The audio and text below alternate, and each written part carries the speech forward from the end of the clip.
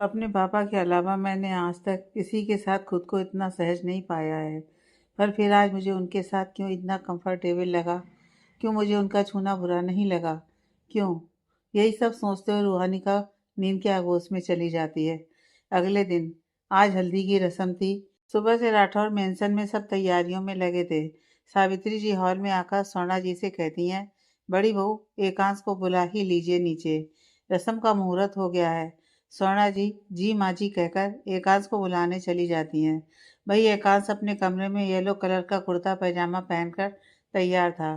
तभी स्वर्णा जी कमरे में आते हुए उसे देखकर कहती हैं, अरे वाह, मेरा बेटा तो आज बहुत अच्छा लग रहा है। उनकी बात सुनकर एकांश उन्हें देखकर हल्का सा मुस्कुरा देता है। तो स्वर्णा जी कहती हैं, अच्छा बेटा, आप जल्दी से नीचे चलिए, आपकी दादी आपका इंतजार कर रही हैं नीचे, क्योंकि रस्म का टाइम हो गया है। एकांश उनकी बात पर हाँ में सिर हिलाकर उनके साथ नीचे चला जाता है। नीचे आकर वो दोनों गार्डन एरिया में जाते हैं, जहाँ हल्दी की रस्म की सारी तैयारियां की गई थी। एकांश आकर गार्डन के बीचों बीच रखे सोफे पर बैठ जाता है। सबसे पहले सावित्री जी आकर एकांश को हल्दी लगाती हैं, जिससे एकांश उन्हें देखकर मुस्कुरा देता है। फिर राजवीर जी और स्वर्णा जी उसे हल्दी लगाते हैं। उनके बाद रणविजय जी और पूजा जी उसे हल्दी लगाती हैं। पूजा जी तो अपने दोनों हाथों को हल्दी में भरकर एकांश के चेहरे पर पोत देती हैं, जिससे एकांश मुंह बनाकर उन्हें देखता है।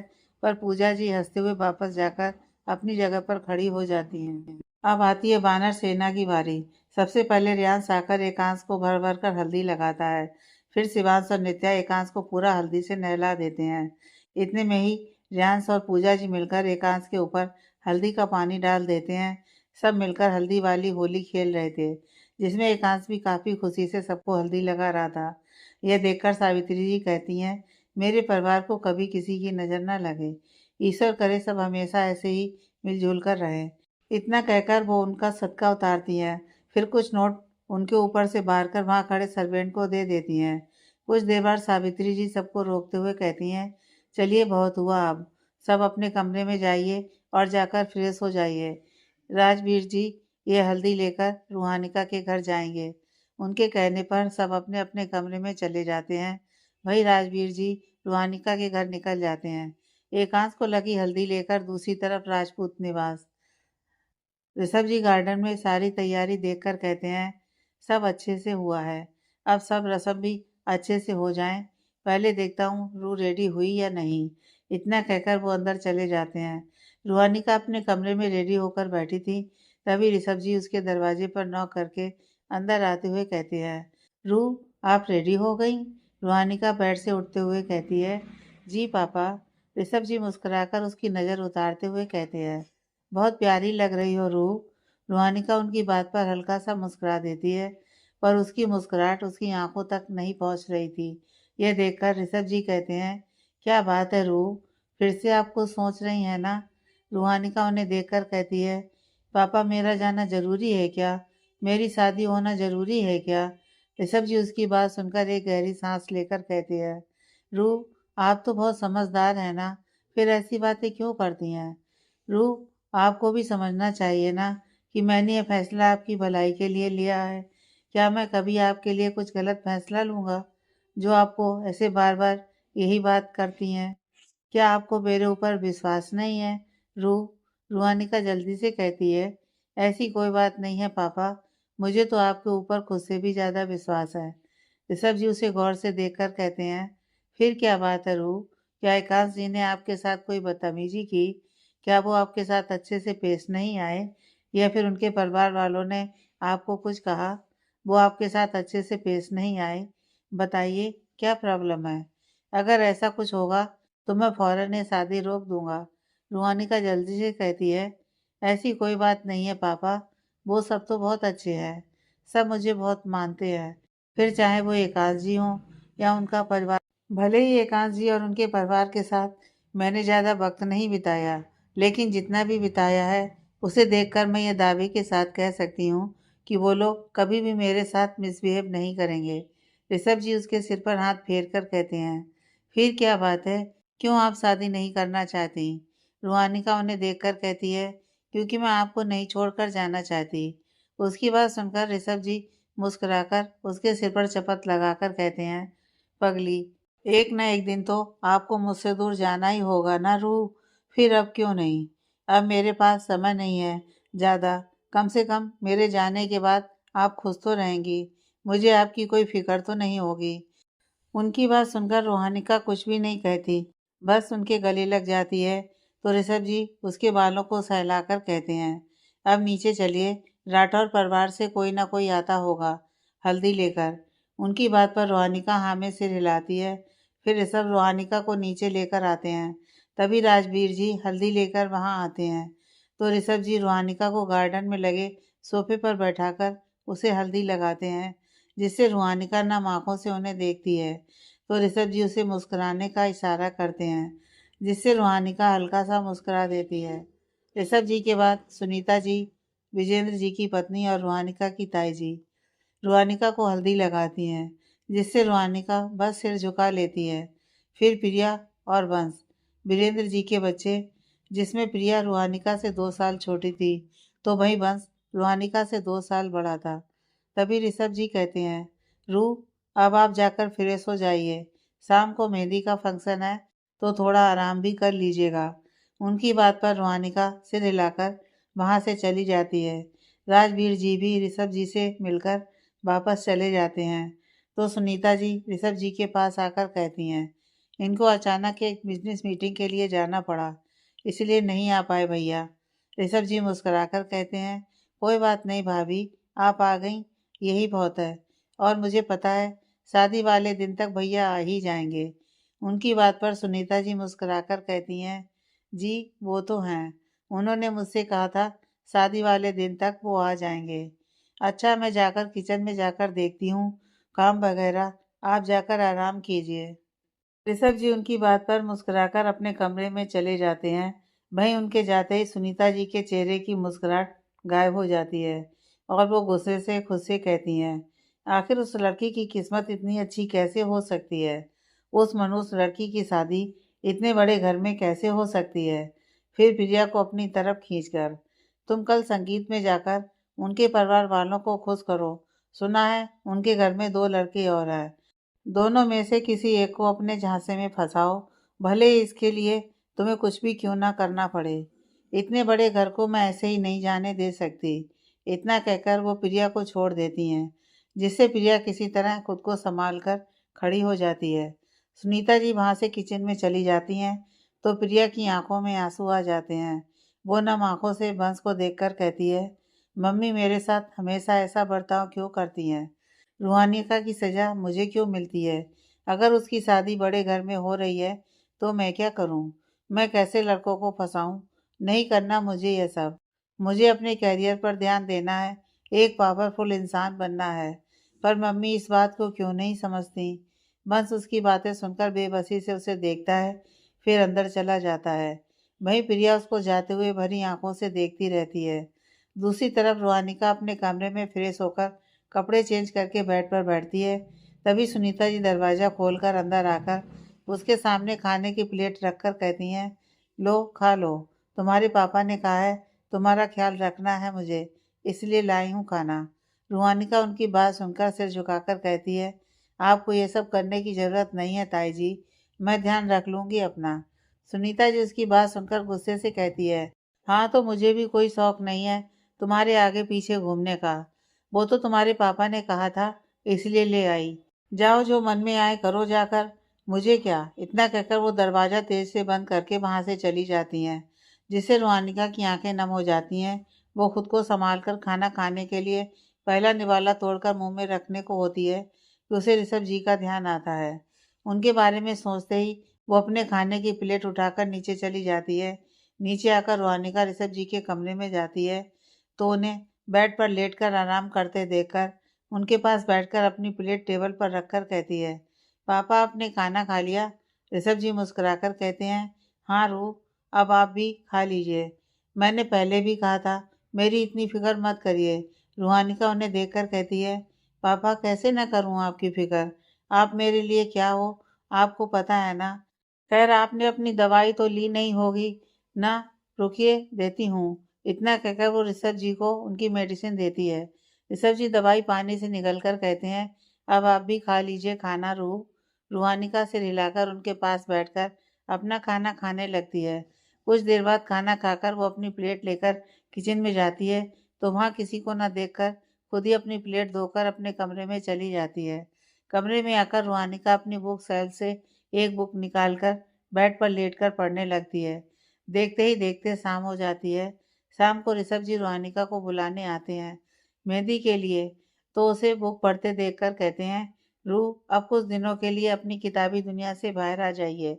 उनकी आवाज़ सुनकर रूहानिका जल्दी से उठकर उनके पास आकर कहती है, पापा आप क्यों आते हैं? मैंने कहा ना आप मुझे आवाज़ देकर बुला लिया करिए या किसी से कहकर बुला लिया करिए, पर नहीं, आप मेरी सुनते ही नहीं हैं। पापा आप समझते क्यों नहीं?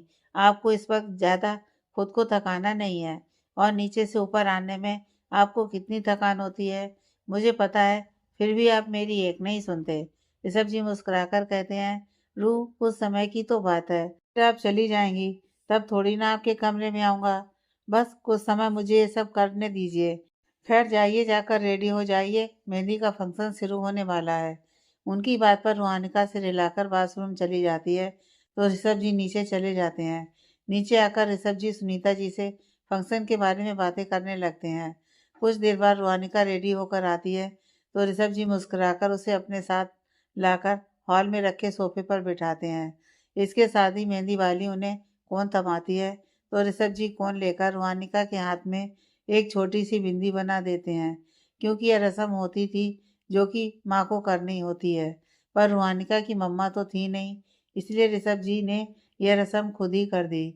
उसके बाद मेहंदी वाली कोन लेकर मेहंदी लगाना शुरू करती है। रूहानिका के हाथ पर भाई सुनीता जी ढोलक बजाती हैं और गाना गाने लगती हैं, तो प्रिया डांस करने लगती है। साथ में रूहानिका को लेकर भी जाती है तो दोनों मिलकर डांस करने लगती हैं। फिर प्रिया ऋषभ जी को भी लाती है तो ऋषभ जी भी रूहानिका के साथ डांस करने लगते हैं। तभी वंश भी उन्हें ज्वाइन कर लेता है। कुछ देर बाद ऋषभ जी थक जाते हैं तो रूहानिका उन्हें सोफे पर बैठा देती है। फिर मेहंदी वाली कोन ले रूहानिका को मेहंदी लगाना शुरू करती है। करीब 2 घंटे बाद रूहानिका की मेहंदी पूरी हो जाती है तो ऋषभ जी अपने हाथ से उसे खाना खिलाते हैं, जिससे रूहानिका थोड़ी भावुक हो जाती है। रूहानिका को खाना खिलाकर ऋषभ जी और बाकी सब मिलकर खाना खाते हैं। फिर रूहानिका उन्हें उनकी दवाई देकर अपने कमरे में चली जाती है और वहां आकर बालकनी में लगे झूले पर बैठकर एकटक आसमान को देखने लगती है। दूसरी तरफ राठौर मेंशन एकांश के हाथ में मेहंदी लग रही थी, वहीं बाकी सब मिलकर उसे छेड़ रहे थे। मेहंदी लगाने के बाद स्वर्णा जी उसे खुद अपने हाथ से खाना खिलाती हैं, फिर खुद अपने हाथों में मेहंदी लगवाती हैं, तो राजवीर जी स्वर्णा जी को अपने हाथ से सबके सामने खाना खिलाते हैं, जिससे स्वर्णा जी के चेहरे पर शर्म की लाली छा जाती है। कुछ देर बाद सब खाना खाकर अपने अपने कमरे में सोने चले जाते हैं। एकांश अपने कमरे में आकर बालकनी में लगे झूले पर बैठकर अपने हाथ में लिखे रूहानिका के नाम को देखकर खुद में ही मुस्कुरा उठता है। फिर कुछ देर बाद कमरे में आकर बेड पर लेटकर अपने आने वाली जिंदगी के बारे में सोचते हुए नींद के आगोश में चला जाता है। दूसरी तरफ रूहानिका भी बालकनी में चांद को देखते हुए सो जाती है। अगले दिन आज रूहानिका और एकांश का संगीत था। संगीत राठौर मेंशन में होने वाला था, इसलिए सुबह से ही राठौर मेंशन में सब तैयारियों में लगे थे। वहीं राजपूत निवास में रूहानिका पूरा दिन ऋषभ जी के साथ थी। वो उनके साथ ज़्यादा से ज़्यादा समय बिताना चाहती थी, क्योंकि कल उसे उनसे अलग जो होना था। शाम को ऋषभ जी रूहानिका से रेडी होने को कहते हैं तो रूहानिका अपने कमरे में जाकर रेडी होने लगती है। कुछ देर बाद रूहानिका रेडी होकर नीचे आती है तो ऋषभ जी उसे देखकर मुस्कुरा देते हैं। वहीं सुनीता जी का मुंह बन जाता है, पर ऋषभ जी को दिखाने के लिए झूठी मुस्कान अपने होठों पर सजा लेती है। प्रिया और वंश रूहानिका को देखकर कोई प्रतिक्रिया नहीं देते, क्योंकि सुनीता जी सामने खड़ी थी। ऐसे में अगर वो कुछ भी कहते तो सुनीता जी बाद में उन्हें सजा देती, इसलिए वो दोनों ही खामोश रहते हैं। ऋषभ जी कहते हैं, रूह चलिए अब चलते हैं। रूहानिका उनकी बात सुनकर हामी भरती है तो सब घर से बाहर आते हैं। फिर ऋषभ जी गेट लॉक करके कार की पैसेंजर सीट पर बैठते हैं। वहीं बंस कार की ड्राइविंग सीट संभाल लेता है और बाकी तीनों पीछे बैठते हैं। तो बंस कार स्टार्ट करके राठौर मेंशन जाने के लिए मोड़ लेता है। पूरे रास्ते सब खामोश रहते हैं। बस रेडियो में बज रहे गाने की धुन सबको सुनाई दे रही थी। कुछ देर बाद सब राठौर मेंशन पहुंचते हैं तो सुनीता जी वहाँ की चकाचौंध देखकर जल उठती हैं। फिर कार से उतरकर प्रिया के कान में फुसफुसाती हैं, याद है ना तुम्हें क्या करना है? प्रिया मायूसी से हाँ में सिर हिला देती है तो सुनीता जी के चेहरे पर एक सातिर मुस्कान खिल जाती है।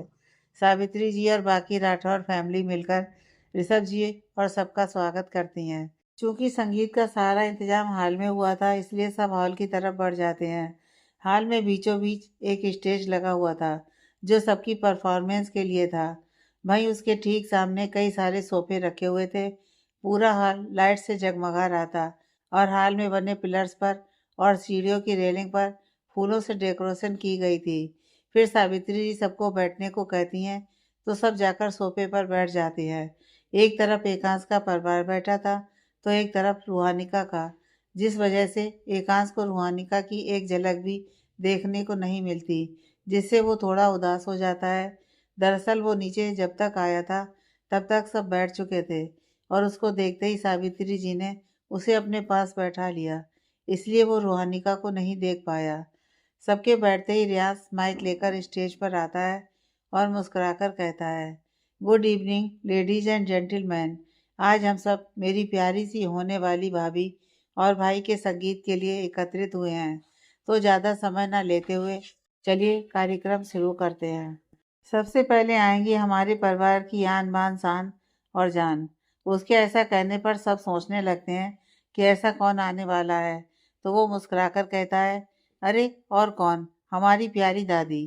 उसके इतना कहते ही सब तालियां बजाने लगते हैं। वहीं सावित्री जी उसे घूरने लगती हैं।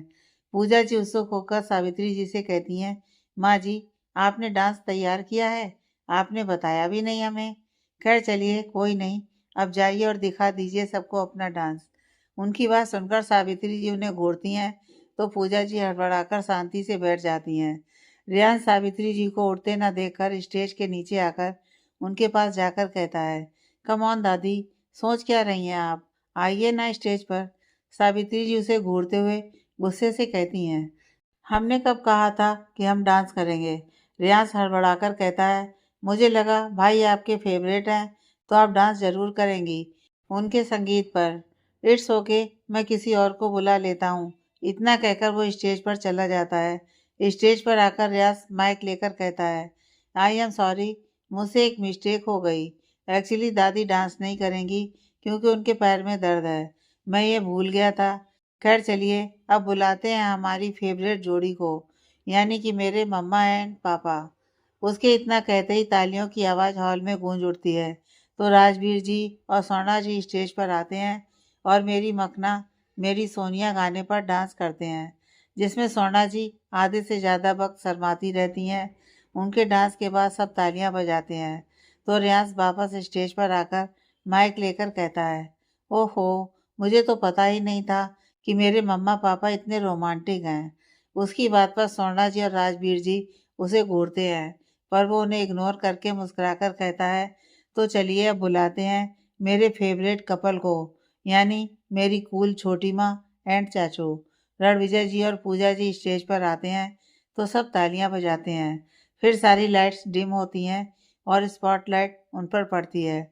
उनके साथ ही गाना बजता है तो रणविजय जी और पूजा जी अपनी पोजीशन लेकर खड़े हो जाते हैं। से सावा सावा, से सावा सावा। रणविजय जी पूजा जी की तरफ इशारा करते हुए डांस करते हैं। फिर उनके पास जाकर उनके पैर की तरफ इशारा करते हुए डांस करते हैं तो पूजा जी अपनी कमर लचकाते हुए डांस करती हैं। फिर रणविजय जी उनके चेहरे के करीब आकर उनकी आंखों से काजल लेकर डांस करते हुए फिर पूजा जी को अपने करीब खींचकर उनके साथ डांस करते हुए एवरीबॉडी से साबा साबा। पूजा जी इतराते हुए रणविजय को देखकर डांस करके रूप है मेरा सोना सोना, सोनी मेरी पायल। पूजा जी अपने पैरों से स्टेप करते हुए डांस करती हैं। छन छन छन ऐसे छन के कर दे सबको घायल। रणविजय जी उनके पास आकर उन्हें अपने करीब खींचते हुए उनके चेहरे को अपने हाथों में भरकर, हाँ कह रहा आंखों का काजल, इश्क में जीना मरना। पूजा जी और रणविजय जी की साथ में डांस स्टेप करते हुए एवरीबॉडी से सावा सावा। इसके साथ ही उनका डांस खत्म होता है तो सब खड़े होकर तालियां बजाने लगते हैं। भाई रियाज तो उन्हें देखकर सीटी बजा देता है, जिससे सावित्री जी उसे गुस्से से देखती हैं तो रियाज उन्हें इशारे में सॉरी कहकर स्टेज पर आकर माइक लेकर कहता है, ओहो छोटी माँ, आपने तो कमाल कर दिया। अब इतनी मस्त परफॉर्मेंस के बाद बारी आती है हमारे होने वाले मैरिड कपल की। So ladies and gentleman, give them a huge round of applause. उसके इतना कहते ही रूहानिका नर्वस हो जाती है तो ऋषभ जी कहते हैं, जाइए रूह, और हाँ, हर बार की तरह अच्छा सा डांस करिएगा, ओके। उनके ऐसा कहने पर उसे थोड़ी राहत मिलती है और वो उठने लगती है कि तभी एकांश उसके सामने आकर अपना हाथ आगे कर देता है, जिससे रूहानिका अपनी नज़रें झुकाकर उसके हाथ पर अपना हाथ रखती है तो एकांश अपनी पकड़ उसके हाथ पर मजबूत कर लेता है। इसके साथ ही रूहानिका अपना लहंगा संभाल कर खड़ी हो जाती है तो एकांश उसका लहंगा संभालते हुए उसे स्टेज पर ले जाता है। यह देखकर ऋषभ जी के चेहरे पर एक सुकून भरी मुस्कुराहट आ जाती है। वहीं सुनीता जी ये देखकर जल जाती हैं, पर प्रिया और वंश के चेहरे पर भी मुस्कुराहट आ जाती है। एकांश और रूहानिका जब स्टेज पर पहुंचते हैं तो लाइट्स डिम हो जाती हैं और स्पॉटलाइट सीधा उन पर फोकस होती है, जिससे रूहानिका नर्वस हो जाती है। यह देखकर एकांश कहता है, फिक्र मत करिए रूहानिका जी, मैं हूं ना। जैसे हमने पहले डांस किया था वैसे ही अब भी कर लेंगे। उसकी बात सुनकर रूहानिका की नर्वसनेस थोड़ी कम होती है। तभी एकांश उसे अपने पैर पर पैर रखने को कहता है, जिससे रूहानिका उसे असमंजस में देखती है। पर फिर एकांश के कहने पर वो अपनी हील्स उतारकर एकांश के शूज पर अपने पैर रखती है, जिससे एकांश उसके दोनों हाथों को अपने दोनों हाथों में कैद कर लेता है और एक प्यारी सी पोजीशन ले लेता है। इसके साथ ही गाना बजता है, सौंप दूं तुझको ये दिल, संभाले रखा था, तेरा ही होना था, शायद ये पहले से लिखा था। एकांश रूहानिका का हाथ अपने हाथ में लेकर उसे प्यार से देखते हुए डांस करता है। एकांश रूहानिका का हाथ थामकर उसे गोल गोल घुमाता है। तू आज के बाद तू मेरी रहना, तू मेरी रहना आज के बाद। इसके एकांश रूहानिका को अपने करीब करके पीछे से उसे अपनी बाहों में भरकर अपनी आंखें मूंद लेता है। वहीं रूहानिका भी एकांश की नज़दीकियों से अपनी आंखें मूंदने वाली होती है कि उसकी नज़र सामने जाती है। सामने खड़े शख्स को देखकर रूहानिका की आंखों में आंसू आ जाते हैं। उसका पूरा शरीर कांपने लगता है। वो कांपते हुए एकांश की पकड़ से खुद को छुड़ाने लगती है। एकांश हैरानी से अपनी आंखें खोलकर रूहानिका के ऊपर से अपनी पकड़ ढीली करता है, जिससे रूहानिका भागते हुए स्टेज से नीचे उतरकर ऋषभ जी के पास जाकर उनके गले लगकर रोने लगती है। उसके ऐसे बर्ताव से सब हैरान और परेशान हो जाते हैं। रूहानिका ऋषभ जी के गले लगकर सुबकती रहती है तो ऋषभ जी रूहानिका को खुद से दूर करके परेशानी से कहते हैं, क्या हुआ रूह, आप ऐसे क्यों रो रही हैं। रूहानिका उनकी बात सुनकर उन्हें बेबसी से देखती है, क्योंकि वो चाह कर भी उन्हें कुछ नहीं बता सकती थी। ऋषभ जी उसे कुछ ना बोलते देखकर बेचैनी से कहते हैं, बोलिए रूह, क्या बात है, आप अचानक क्यों रोने लग गई। रूहानिका तब भी कुछ नहीं कहती है तो ऋषभ जी कुछ सोचकर सबसे कहते हैं, क्या मैं रूह से कुछ समय अकेले में बात कर सकता हूँ।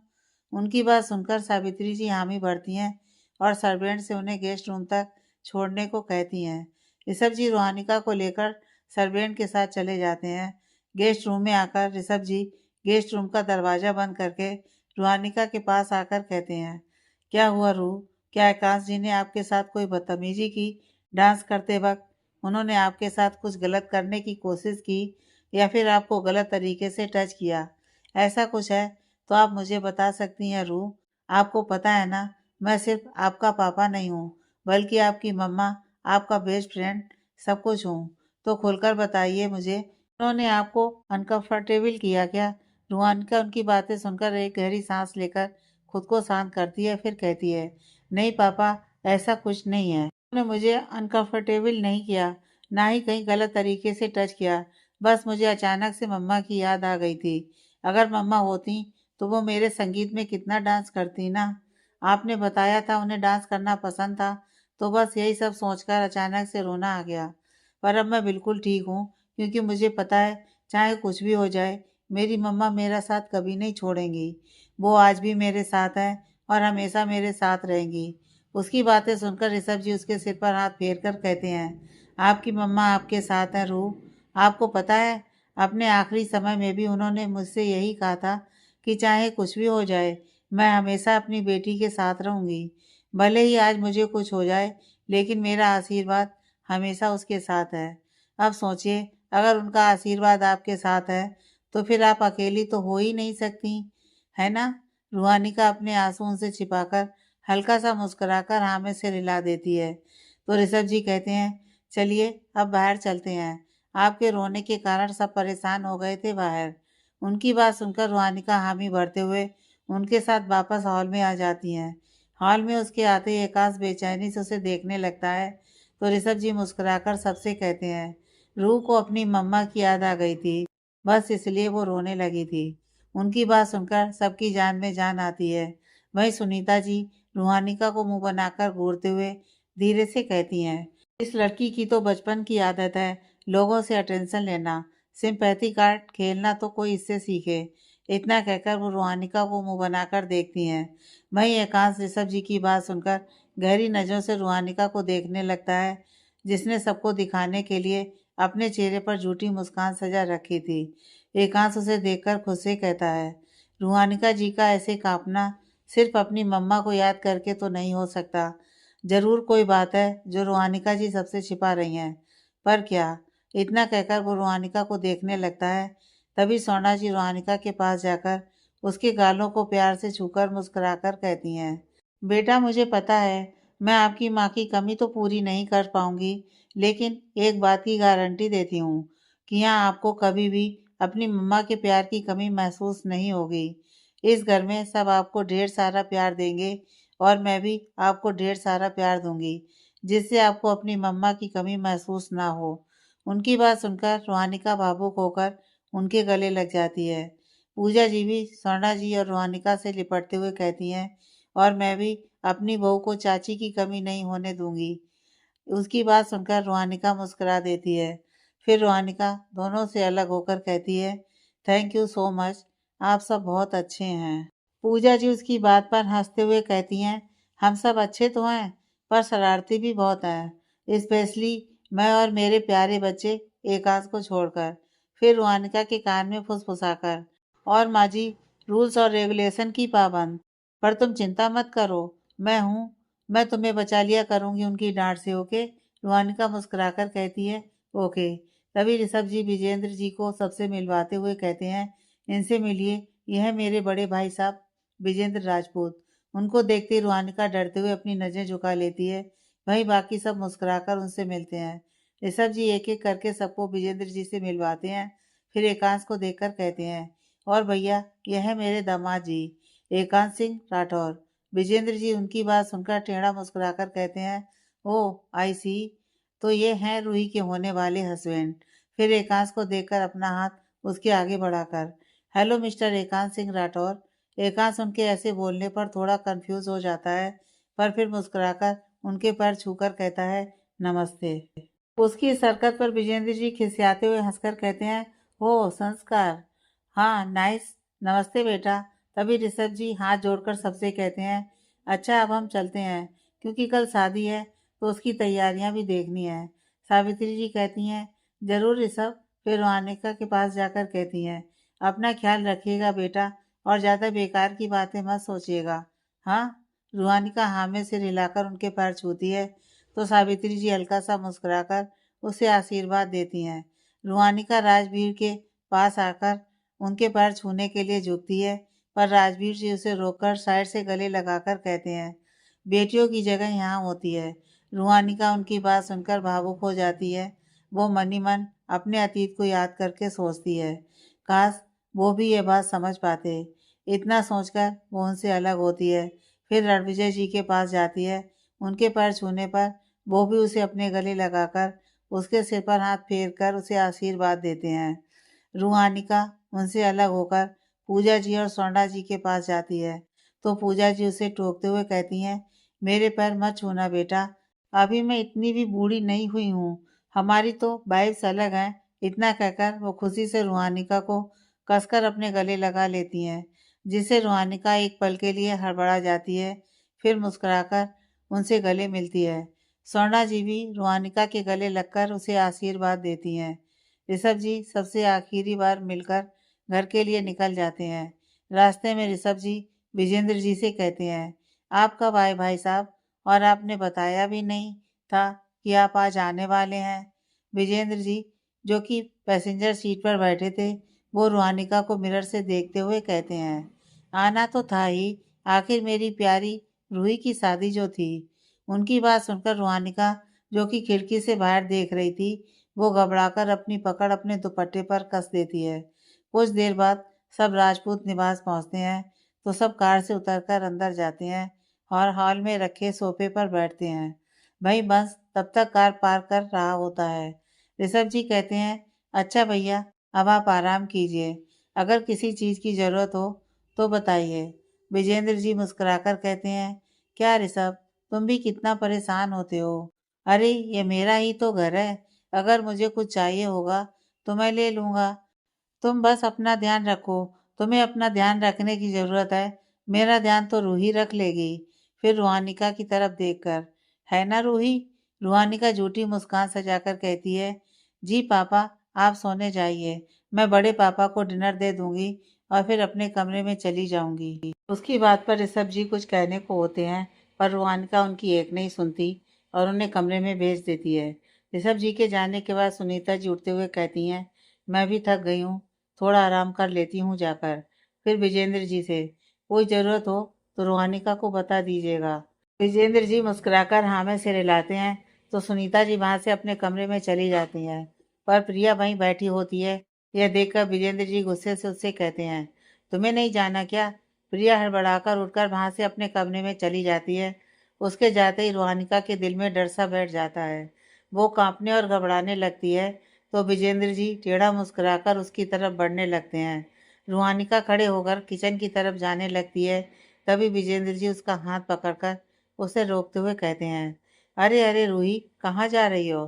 कुछ पल साथ बैठकर बातें करते हैं, इतने समय बाद जो मिल रहा हूँ। हाँ। उनकी बात सुनकर रुहानिका घबराकर अपनी आंखें मूंदकर अपने गले में अपने पेंडेंट पर अपनी पकड़ कस देती है। विजेंद्र जी उसे अपनी तरफ मोड़कर उसका चेहरा छूकर कहते हैं, हाँ, पहले से भी काफ़ी ज़्यादा मुलायम हो गया है तुम्हारा चेहरा, पहले से ज़्यादा खूबसूरत भी हो गई हो, और अब तो शादी भी कर रही हो। फिर उसके करीब जाकर उसकी तरफ झुककर उसके बालों की खुशबू सूंघते हुए, और ये तुम्हारे लंबे बाल, इन्हें तो मैंने हर दिन याद किया है, इनकी मैं एक चाह कर भी नहीं भूल पाया मैं। उनकी हरकतें महसूस करके बातें सुनकर रुहानिका की आंखों में आंसू आ जाते हैं। रुहानिका अपने आप को विजेंद्र जी से छुड़ाने की कोशिश करती है। तभी विजेंद्र जी उस पर अपनी पकड़ कसते हुए कहते हैं, कहाँ जाने का इरादा है? इतने समय बाद तो मिले हैं, भूल गई तुम्हारे पापा ने क्या कहा? उन्होंने कहा कि अपने बड़े पापा का ध्यान रखना, तो तुम्हारा फर्ज नहीं बनता मेरा ध्यान रखने का, मेरा खुशी का ख्याल रखने का? हाँ, इतना कहकर वो उसके चेहरे की तरफ झुकते हैं कि रुहानिका अपनी सारी हिम्मत लगाकर उन्हें खुद से दूर धक्का देकर रोते हुए अपने कमरे की तरफ भाग जाती है। वहीं रुहानिका के धक्का देने पर विजेंद्र जी जमीन में गिर जाते हैं, जिससे उनका सिर हल्का सा हॉल में रखी टेबल से लड़ जाता है, जिससे उनके सिर पर हल्की सी खरोंच आ जाती है। पर वो ये देखकर भी शैतानी मुस्कुराहट के साथ खुद से कहते हैं, लगता है मेरी भांजी को मेरा छूना पसंद नहीं आया। इतना कहकर वो टेढ़ा मुस्कुरा देते हैं। दूसरी तरफ रुहानिका रोते हुए अपने कमरे में आती है और जल्दी से दरवाज़ा बंद करके दरवाजे से लगकर ज़मीन पर बैठकर रोने लगती है। काफ़ी देर तक रुहानिका वैसे ही बैठी रोती रहती है, पर फिर कुछ देर बाद वो अपने दुपट्टा बेरहमी से फेंक कर बाथरूम में चली जाती है। बाथरूम में शावर के नीचे बैठकर वो खुद को रगड़ने लगती है। उसके दिमाग में नीचे हुई सारी बातें चलने लगती हैं। बार बार उसके कानों में विजेंद्र जी के कहे शब्द गूंजने लगते हैं, जिन्हें याद करते हुए वो चिल्लाकर अपने कानों को अपने दोनों हाथों से बंद करके रोते हुए कहती है, बस, बस, प्लीज प्लीज मुझे छोड़ दीजिए, प्लीज मुझसे दूर रहिए, प्लीज लीव मी, छोड़ दीजिए मुझे, प्लीज। ये सब कहते हुए रूहानिका वही सावर के नीचे बैठकर फपक कर रोने लगती है। काफ़ी देर तक रूहानिका वैसे ही बैठी रोती रहती है। फिर उठकर सावर बंद करके अपने कपड़े चेंज करती है और बाहर आकर सीधा बालकनी में जाकर झूले पर बैठकर आसमान को देखने लगती है। देखते ही देखते उसकी आंखों में आंसू आ जाते हैं। फिर भी वो एकटक आसमान को देखकर कहती है, मम्मा, आपने देखा ना, आज फिर से वही सब करने की कोशिश की उन्होंने। मैं क्या करूं मम्मा, अब तो मैं चाह कर भी पापा को कुछ नहीं बता सकती। मेरे साथ उन्होंने पहले जब वो सब किया तब भी मैं कुछ नहीं बोल पाई पापा। पापा को आज भी नहीं कह पाऊंगी। मैं क्या करूं मम्मा, आज मुझे फिर से आपकी बहुत याद आ रही है। अगर आप आज यहाँ होती तो शायद उस दिन मेरे साथ वो सब ना होता और ना ही आज मेरे साथ ये होता। I miss you so much mamma, I miss you so much. इतना कहकर वो भरी आंखों से आसमान को एकटक देखने लगती है। कुछ ही समय में ऐसे ही आसमान को देखते हुए नींद के आगोश में चली जाती है। दूसरी तरफ राठौर मेंशन एकांश अपने कमरे में बालकनी में बैठा एकटक चांद को देख रहा था। उसके दिमाग में आज की सारी घटना चल रही थी। रूहानिका का उससे दूर होना, उसका किसी से डरना, यह सब सोचते हुए एकांश खुद से कहता है, कुछ तो है रूहानिका जी के अतीत में, और हो ना हो वो विजेंद्र अंकल से जुड़ा है, क्योंकि उनका नाम सुनते ही रूहानिका जी उस दिन भी डर गई थी और आज भी उन्हें देखकर अचानक ऐसे बिहेव करना। क्या हुआ होगा रूहानिका जी के अतीत में? मुझे कुछ भी करके उनका विश्वास जीतना होगा ताकि वो मुझे अपना अतीत बता सके और मैं भी उनको उनके अतीत से बाहर निकाल सकूं। इतना कहकर वो कमरे में चला जाता है और बेड पर लेटकर रोनिका के बारे में सोचते हुए सो जाता है। अगले दिन ऋषभ जी सुबह जल्दी उठकर शादी के सारे इंतजाम देखने के लिए वेन्यू पर चले गए थे। उनके साथ विजेंद्र जी भी चले गए थे, जिससे रोहानिका एक चैन की सांस लेती है। रोहानिका अपने कमरे में बैठकर एक किताब पढ़ रही थी। वहीं सुनीता जी हलवाई वाले से शाम की तैयारी के बारे में बात कर रही थी। तभी प्रिया कमरे के बाहर आती है तो सुनीता जी उसे देखकर हलवाई वाले को उसका काम करने को कहकर उसके पास जाकर उसे लगभग खींचते हुए कमरे में ले जाती हैं। कमरे में आकर सुनीता जी प्रिया का हाथ एक झटके में छोड़ देती हैं, जिससे प्रिया खुद को संभाल नहीं पाती और नीचे गिर जाती है। सुनीता जी नीचे बैठकर उसके बाल पकड़कर गुस्से से कहती हैं, तुमसे कहा था ना कि कल तुम्हें वहाँ एकांश के भाई को अपने करीब करके उसे अपने झांसे में फंसाना है। तुमने किया क्यों नहीं? हाँ, बोलो। इतना कहकर वो अपनी पकड़ उसके बालों पर मजबूत कर देती हैं। उनकी इस हरकत की वजह से प्रिया की आंखें नम हो जाती हैं और वो दर्द से कराते हुए कहती है, हाँ मम्मा, मैं जा रही थी उनके पास, पर कल रुहानिका ने वो सब किया तो समय नहीं मिल पाया फिर। उसकी बात सुनकर सुनीता जी उसके बाल छोड़कर कहती हैं, अब अगर तुमने कुछ भी किया तो एक बात याद रखना, मुझसे बुरा कोई नहीं होगा। आज आखिरी मौका है तुम्हारे पास। आज शाम को शादी में कुछ भी करके उनसे दोस्ती करनी होगी तुम्हें, समझी? प्रिया जल्दी से घबराकर हाँ में सिर हिला देती है तो सुनीता जी उसे जाने को कहती हैं, जिससे प्रिया जल्दी से उठकर वहां से चली जाती है। उसके जाते सुनीता जी खुद से कहती हैं, पता नहीं इस लड़की से कुछ हो पाएगा भी या नहीं। इतना कहकर वो अपने शाम को पहनने वाले कपड़े देखने लगती हैं। देखते ही देखते शाम हो जाती है।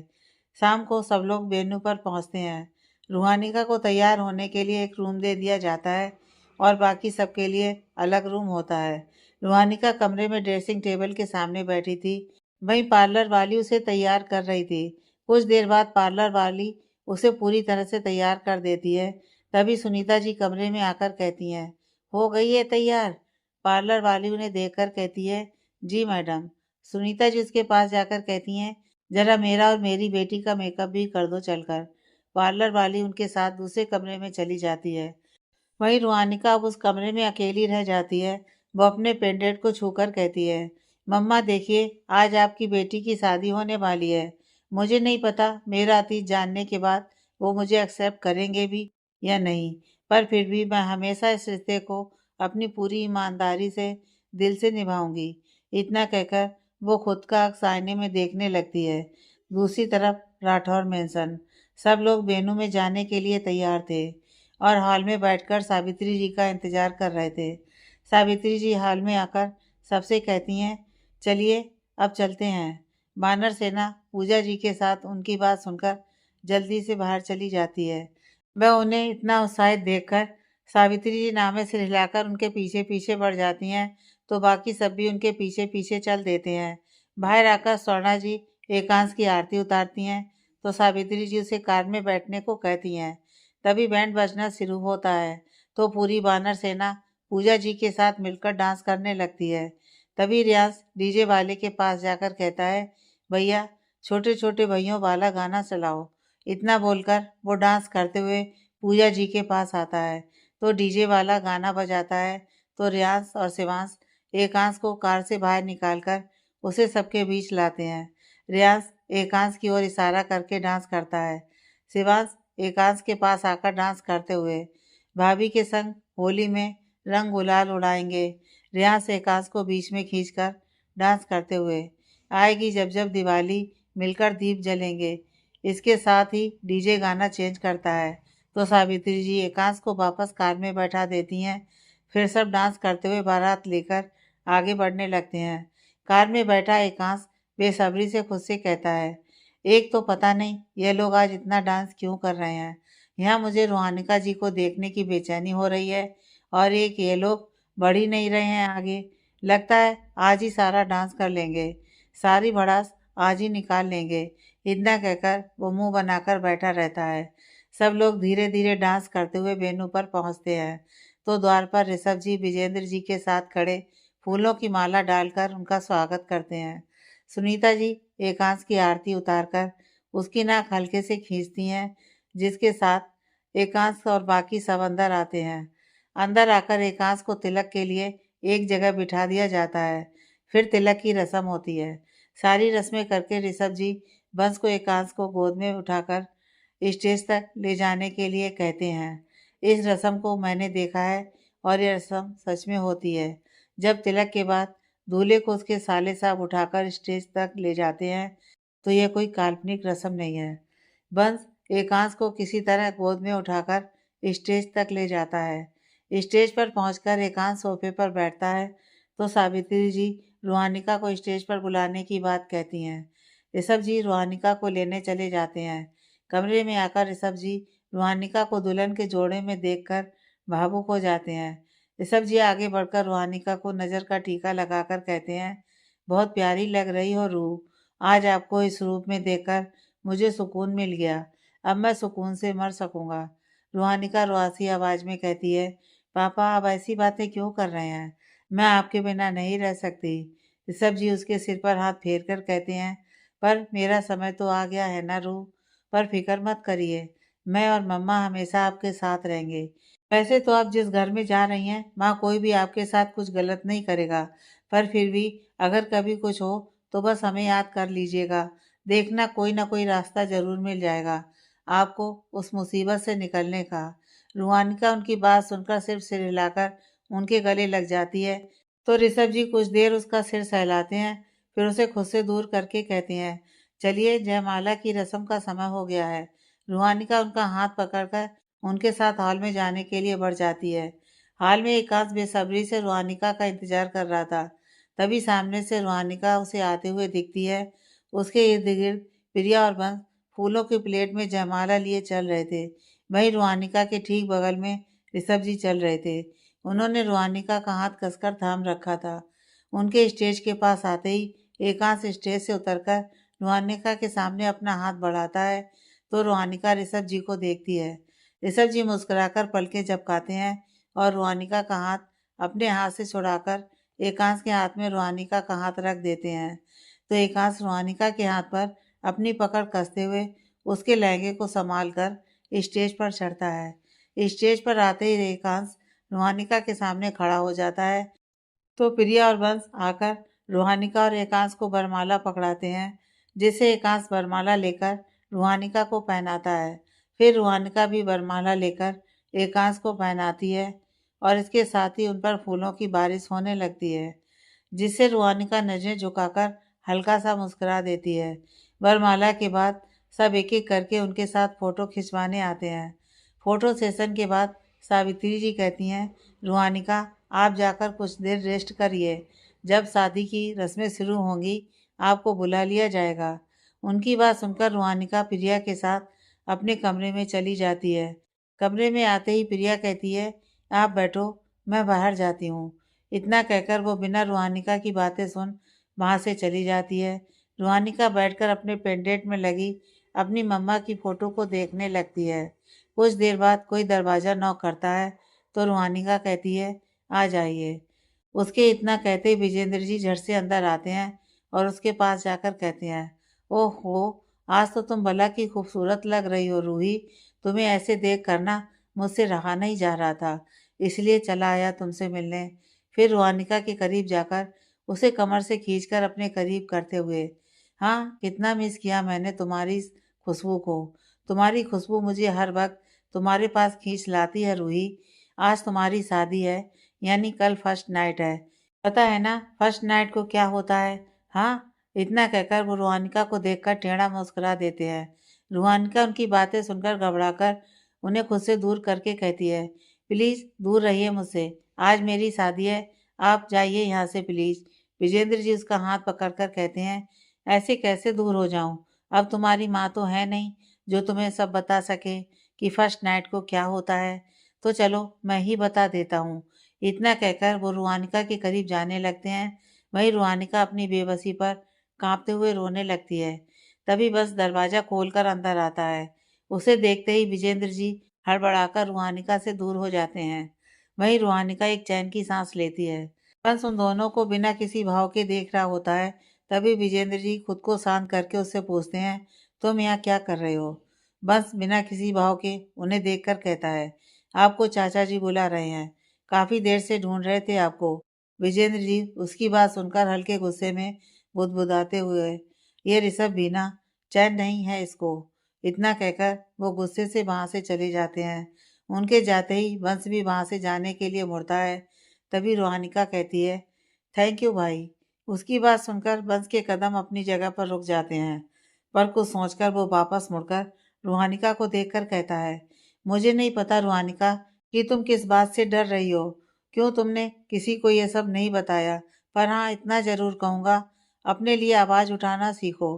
अगर कोई तुम्हारे साथ गलत कर रहा है तो तुम्हें अपने लिए बोलना होगा। अगर तुम नहीं बोलोगी तो तुम ही पिसोगी। इतना कहकर बस एक नज़र रूहानिका को देखकर वहां से चला जाता है। उसके जाते ही रूहानिका कमरे का दरवाजा बंद करके रोते हुए खुद से कहती है, कैसे बता दूं सबको सब कुछ भाई, कोई मुझ पर यकीन नहीं करेगा।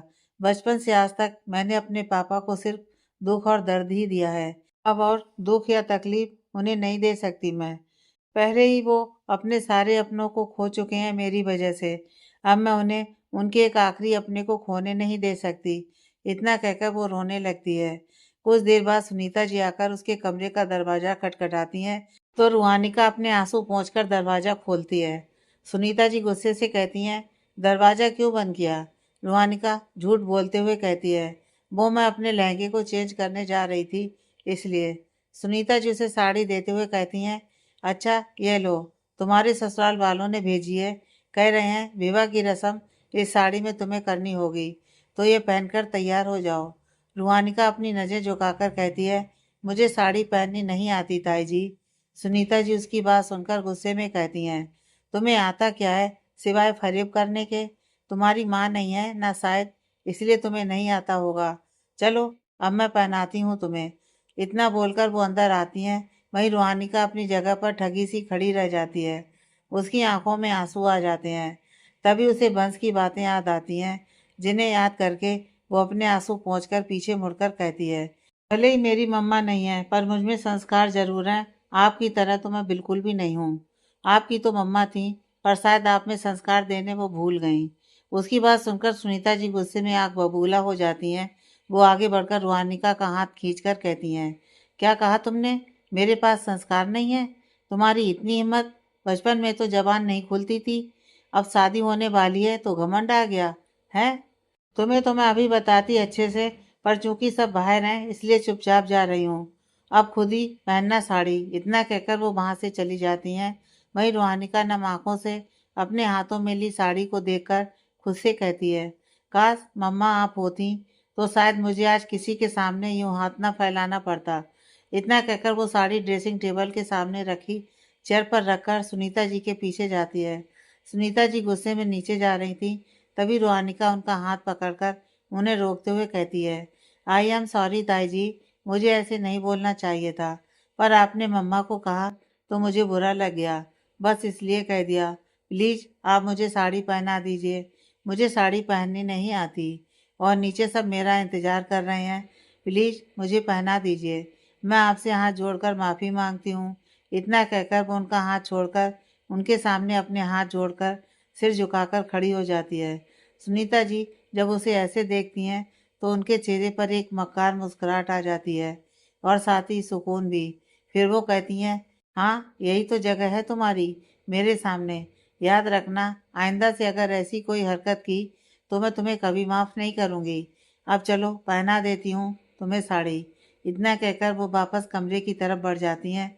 वहीं रूहानिका भी नम आँखों से चुप चुप उनके पीछे पीछे चली जाती है। नीचे मंडप में बैठा एकांश पंडित जी के कहने पर सारी रस्में निभा रहा था। तभी पंडित जी सावित्री जी से कहते हैं, अब कन्या को बुला लीजिए। सावित्री जी सिर हिलाकर ऋषभ जी से रूहानिका को बुलाने को कहती हैं। ऋषभ जी रूहानिका को लेने चले जाते हैं। कुछ देर बाद रूहानिका ऋषभ जी के साथ नीचे आती है तो एकांश उसे पीली साड़ी और लाइट मेकअप में देखकर देखता ही रह जाता है। उसकी आंखों के भीगे हुए कोरों को देखकर उसे समझ आ जाता है कि रूहानिका रोकर आई है और शायद अभी भी किसी बात को सोचकर अपने आंसू छिपा रही है। यह महसूस करते एकांश रूहानिका के हाथ पर अपने हाथ रख देता है, क्योंकि तब तक रूहानिका उसके बगल में बैठ चुकी थी। किसी के हाथ का स्पर्श महसूस करते ही रूहानिका अपनी सोच से बाहर आती है और अपने हाथ को देखती है जिस पर एकांश का हाथ रखा हुआ था। उसे देखकर रूहानिका अपनी नजरें उठाकर एकांश को देखती है तो एकांश भी उसी वक्त उसको देखता है। एकांश से नजरें मिलते ही रूहानिका अपनी नजरें झुका लेती है तो एकांश भी पंडित जी को कही गई रस्में निभाने लगता है। कुछ देर बाद पंडित जी कन्यादान के लिए कहते हैं तो विजेंद्र जी और सुनीता जी आगे बढ़ने लगते हैं। उन्हें आगे बढ़ता देखकर रूहानिका की आंखें नम हो जाती हैं, क्योंकि वो चाहती थी कि उसके पापा उसका कन्यादान करें। पर कन्यादान की रस्म के लिए माता पिता दोनों का होना जरूरी होता है। सिर्फ कोई एक कन्यादान की रस्म नहीं कर सकते, क्योंकि वो अपशगुन माना जाता है। एकांश रूहानिका के जज्बात समझते हुए कहता है, मैं चाहता हूँ पापा जी रूहानिका जी का कन्यादान करें। उसकी बात सुनकर हाल में खामोशी पसर जाती है तो एकांश आगे कहता है, बचपना से लेकर आज तक पापा जी ने रूहानिका जी को माता पिता दोनों का प्यार दिया है। फिर अगर वो ये रस्म करेंगे तो अपशगुन कैसा होगा। वो कभी भी अपनी बेटी के लिए बुरा नहीं चाहेंगे। इसलिए मैं चाहता हूँ कि यह रस्म वो ही करें। उसकी बातें सुनकर सावित्री जी जो कब से खामोश थीं वो कहती हैं, सही कहा एकांश ने, कन्यादान की रस्म ऋषभ जी ही करेंगे। उनके इतना कहते ही रूहानिका के चेहरे पर मुस्कुराहट आ जाती है। वो एकांश को देखकर धीरे से थैंक यू। एकांश उसकी मुस्कुराहट देखकर कहता है, माई प्लेजर। रूहानिका नजरें झुकाकर बैठी होती है। तभी ऋषभ जी आगे आकर रूहानिका का कन्यादान करते हैं। इस वक्त उनकी आंखों में नमी थी। वाकई यह समय एक पिता के लिए काफ़ी पीड़ादायक होता है। कन्यादान करते समय ऋषभ जी एकांश से कहते हैं, बेटा मेरी रूह का ख्याल रखना। अगर कभी भी उससे कोई गलती हो जाए तो माफ़ कर देना उसे। नादान है अभी मेरी बच्ची, नादानी समझकर माफ़ कर देना। एकांश उन्हें आश्वासन देते हुए कहता है, मैं हमेशा रूहानिका जी का खुद से भी ज़्यादा ख्याल रखूंगा पापा जी, आप निश्चिंत रहिए। उसकी बात सुनकर ऋषभ जी को तसल्ली मिल जाती है। कन्यादान की रस्म के बाद पंडित जी शादी की विधि आगे बढ़ाते हैं। फिर गठबंधन करने की रस्म होती है तो नित्या आकर दोनों का गठबंधन करती है। फिर एकांश और रूहानिका फेरों के लिए खड़े होते हैं। कुछ समय बाद फेरे खत्म होते हैं तो एकांश और रूहानिका वापस अपनी जगह पर बैठ जाते हैं। पंडित जी उन्हें सिंदूर दान रस्म करने को कहते हैं तो सोना जी सिंदूर दान की रस्म के लिए एक प्लेट में छोटी सी सिंदूर की डिब्बी, उसके साथ एक चांदी का सिक्का सजाकर लाती हैं और एकांश के सामने करती हैं। एकांश उस चांदी के सिक्के में सिंदूर लेकर रूहानिका की तरफ मुड़ता है तो प्रिया आगे आकर रूहानिका के मांग टीका ऊपर उठाती हैं, जिससे एकांश रूहानिका के मांग में अपने नाम का सिंदूर सजाता है। ऐसे करते ही रूहानिका की आंखें खुद ब खुद बंद हो जाती हैं। उसकी आंखों से आंसू का एक कतरा बहकर गाल पर बिखर जाता है। वहीं एकांश के सिंदूर लगाने पर हल्का सा सिंदूर रूहानिका की नाक पर गिर जाता है, जिसे एकांश पोंछने लगता है पर स्वर्ण जी उसे मना कर देती हैं। तो एकांश रूहानिका का चेहरा देखता है, काजल से सनी बंद आंखें, नाक पर बिखरा हल्का सिंदूर, गाल पर एक आंसू का कतरा और कांपते होठों पर एक हल्की पिंक लिपस्टिक में भी रुहानिका एकांश को अपनी तरफ आकर्षित कर रही थी। एकांश आगे बढ़कर रुहानिका के आंसू पोंछता है, जिससे रुहानिका अपनी आंखें खोलकर एकांश को देखती है। एकांश से नजरें मिलते ही रुहानिका उसकी आंखों में कुछ पल के लिए खो जाती है। शायद इसलिए क्योंकि पहली बार अपने पापा के अलावा उसे किसी की आंखों में अपने लिए वही मान सम्मान देखने को मिला था जो उसके पापा में उसे देखने को मिलता था। तभी पंडित जी मंगलसूत्र पहनाने को कहते हैं, जिसे एकांश और रुहानिका जेब कर एक दूसरे से नजरें चुरा लेते हैं। एकांश स्वर्णा जी से मंगलसूत्र लेकर रुहानिका के गले में पहनाता है। तभी उसके हाथ रुहानिका की गर्दन को छू जाते हैं। एकांश के ठंडे हाथ अपनी गर्दन पर महसूस करते ही रुहानिका सिहर कर अपनी आंखें मूंद लेती है। एकांश मंगलसूत्र पहनाते वक्त रुहानिका का चेहरा देखता है तो उसे आंखें बंद करे देखकर हल्का सा मुस्कुरा देता है।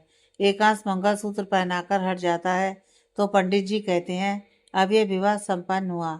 आज से आप दोनों पति पत्नी हुए।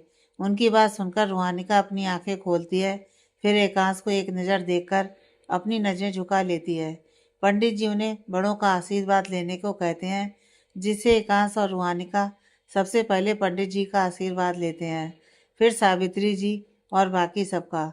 ऋषभ जी के पास आते ही रुहानिका उनके पैर छूकर उनके गले लग जाती है तो ऋषभ जी उसका सिर सहलाकर कहते हैं, हमेशा खुश रहिए, ईश्वर करे आपकी ज़िंदगी में सिर्फ खुशियाँ हों रूह। उनकी बात सुनकर रुहानिका उनसे अलग होकर उन्हें देखकर हल्का सा मुस्कुराती है। ऋषभ जी भी मुस्कुरा देते हैं, फिर वो एकांश को आशीर्वाद देते हैं। एकांश और रुहानिका फिर विजेंद्र जी और सुनीता जी के पास जाते हैं और झुककर उनका आशीर्वाद लेते हैं। विजेंद्र जी एकांश को आशीर्वाद देकर रुहानिका की पीठ सहलाकर कहते हैं, हमेशा खुश रहो रूही। उनकी इस हरकत पर रुहानिका उन्हें घिन भरी नजरों से देखती है। विजेंद्र जी के चेहरे पर एक सातिर मुस्कुराहट आ जाती है। सुनीता जी झूठी मुस्कान के साथ दोनों को आशीर्वाद देती हैं। सावित्री जी कहती हैं, अब चलिए चलकर विदाई की रस्म कर लेते हैं। ऋषभ जी भी उनकी बात पर सहमति जताते हैं, जिससे सब लोग ऋषभ जी के घर के लिए निकल जाते हैं, क्योंकि ऋषभ जी अपने घर से रुहानिका की विदाई करना चाहते थे। ऋषभ जी के घर पहुंचकर रुहानिका सबसे पहले अंदर जाकर भगवान जी की मूर्ति के सामने खड़े होकर उन्हें प्रणाम करती है। फिर सिया जी की मूर्ति के सामने दोनों हाथ जोड़कर उन्हें प्रणाम करती है।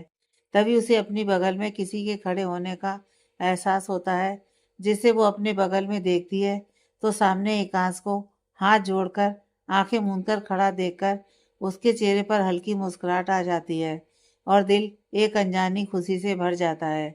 रुहानिका वापस सिया जी की फोटो देखकर मन ही मन कहती है, मम्मा मुझे नहीं पता यहाँ से मेरा सफ़र कैसा होगा, लेकिन अब तक जितना भी मैंने एकांश जी को जाना है उस हिसाब से मुझे लगता है मुश्किल चाहे जैसी भी हो, अगर एकांश जी मेरे साथ हुए तो मैं उसे मुस्कुराकर पार कर ले जाऊंगी। बस अपना आशीर्वाद हमेशा की तरह मुझ पर बनाए रखिएगा और हाँ, एकांश जी को भी आशीर्वाद दीजिएगा। इतना कहकर वो मुस्कुराकर उनकी तस्वीर देखती है, फिर एकांश की तरफ मुड़कर कहती है, चलें। एकांश अपनी आंखें खोलकर उसे देखकर कहता है, हाँ चलिए। रुहानिका और एकांश वापस राजपूत निवास के बाहर आते हैं। ऋषभ जी रुहानिका को गले लगाकर कहते हैं, वहाँ पर सबका बहुत ख्याल रखना, अपना ख्याल भी रखिएगा रूह, दूसरों में खुद को मत भूल जाइएगा। रुहानिका उनकी बात सुनकर भावुक होकर रोने लगती है। रुहानिका को ऐसे रोते देखकर एकांश का दिल बैठ जाता है, पर वो भी क्या कर सकता था। आखिर लड़की को अपना सब कुछ छोड़कर जाना ही होता है, यही तो होती है रीत।